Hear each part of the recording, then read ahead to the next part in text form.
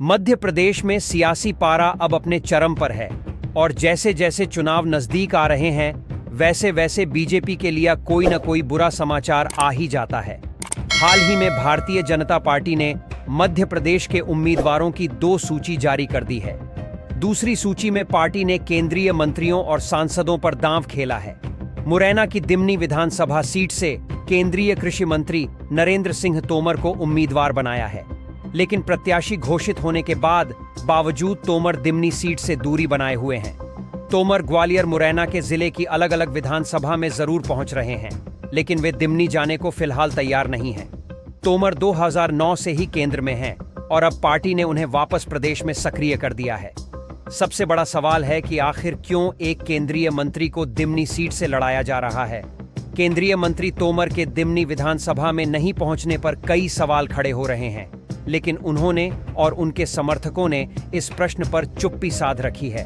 वे लगातार आसपास के जिलों में भ्रमण करते हुए नजर आ रहे हैं। दिमनी विधानसभा के भाजपा कार्यकर्ता और नेता अपने पार्टी के उम्मीदवार के स्वागत के लिए तैयार बैठे हैं, लेकिन अब तक उन्हें उनके दर्शन का सौभाग्य नहीं मिल सका है। कुल मिलाकर दिमनी विधानसभा सीट से केंद्रीय कृषि मंत्री नरेंद्र सिंह तोमर की दूरी अपने आप में एक बड़ा सवाल है। जानकारी के अनुसार पिछले दिनों केंद्रीय मंत्री नरेंद्र सिंह तोमर सबलगढ़ विधानसभा क्षेत्र पहुंचे थे और यहां उन्होंने जनसभा को संबोधित किया था। इसके अलावा नरेंद्र सिंह तोमर बीते दिनों मुरैना भी पहुंचे थे। वे यहां मेडिकल कॉलेज के भूमि पूजन में शामिल हुए। इतना ही नहीं, दिमनी से लगी हुई अंबाह विधानसभा के पोरसा इलाके में पहुंचकर नरेंद्र सिंह तोमर ने केंद्रीय विद्यालय के लिए भी भूमि पूजन किया। वह दिमनी विधानसभा को हेलीकॉप्टर से ऊपर से ही देखकर निकल गए। 5 अक्टूबर को भी केंद्रीय मंत्री नरेंद्र सिंह तोमर मुरैना मुख्यालय पर नगर निगम मुरैना के कार्यक्रम में शामिल हुए। जानकारों का कहना है कि दिमनी विधानसभा क्षेत्र में पहुंचने का अभी तक नरेंद्र सिंह तोमर का कोई मूड नजर नहीं आ रहा है। इसके पीछे की अलग अलग वजह निकलकर सामने आ रही हैं। चर्चा यह भी है कि नरेंद्र सिंह तोमर खुद को दिमनी विधानसभा से प्रत्याशी बनाए जाने पर खुश नहीं चल रहे। उन्हें उम्मीद नहीं थी कि उन्हें विधानसभा में चुनाव लड़ना पड़ेगा, लेकिन पार्टी के निर्णय के आगे वे नतमस्तक हैं। 20 साल बाद विधानसभा चुनाव लड़ेंगे तोमर। नरेंद्र सिंह तोमर वर्तमान में मुरैना से ही सांसद हैं। क्षेत्र में उनका खासा प्रभाव भी माना जाता है। ऐसे में पार्टी ने इस बार नरेंद्र सिंह तोमर को प्रत्याशी बनाया है। वे 20 साल बाद विधानसभा चुनाव लड़ेंगे। तोमर ने 1998 में अपना पहला विधानसभा चुनाव लड़ा था। अब तक वे 2 विधानसभा और 3 लोकसभा चुनाव लड़ चुके हैं और इन सभी चुनावों में उन्होंने जीत हासिल की है। तोमर ने अपना पहला चुनाव ग्वालियर विधानसभा सीट से लड़ा था। उन्होंने कांग्रेस प्रत्याशी अशोक कुमार शर्मा को 26,478 वोटों से हराया था।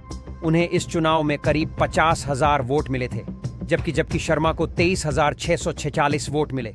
उन्होंने अपना दूसरा और अंतिम विधानसभा चुनाव साल 2003 में लड़ा था। उन्हें 63,552 वोट मिले थे, जबकि कांग्रेस प्रत्याशी बालेंदु शुक्ला को 29,452 वोट मिले। तोमर ने यह चुनाव 34,140 वोटों से जीता था। 2009 में हुए लोकसभा चुनाव के जरिए नरेंद्र सिंह तोमर ने केंद्र की राजनीति में कदम रखा। पार्टी ने उन्हें मुरैना से टिकट दिया।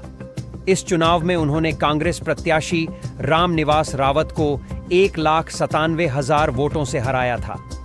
2014 के लोकसभा चुनाव में पार्टी ने नरेंद्र सिंह तोमर को ग्वालियर से टिकट दिया। यह चुनाव उन्होंने 26,699 वोट से जीता था। उनके सामने कांग्रेस के अशोक सिंह थे। बाद में मोदी सरकार में उन्हें केंद्र में मंत्री बनाया गया था। 2019 के लोकसभा चुनाव नरेंद्र सिंह तोमर की मुरैना में फिर वापसी हुई और उन्होंने इस चुनाव में कांग्रेस प्रत्याशी रामनिवास रावत को 1,13,000 वोटों से हराया था। हालांकि जानकर एक कयास यह भी लगा रहे हैं कि नरेंद्र तोमर को मध्य प्रदेश भेजने से मोदी एक तीर से 2 निशाने लगाने में कामयाब हो जाएंगे। दरअसल तोमर गडकरी और आरएसएस गुट के नेता माने जाते हैं और मोदी के आरएसएस वह गडकरी गुट के साथ संबंध कैसे है वो अब देश में किसी से छुपे हुए नहीं है।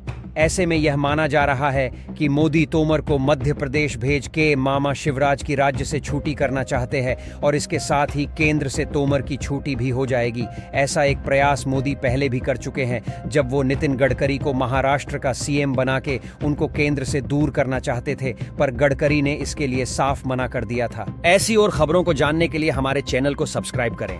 धन्यवाद।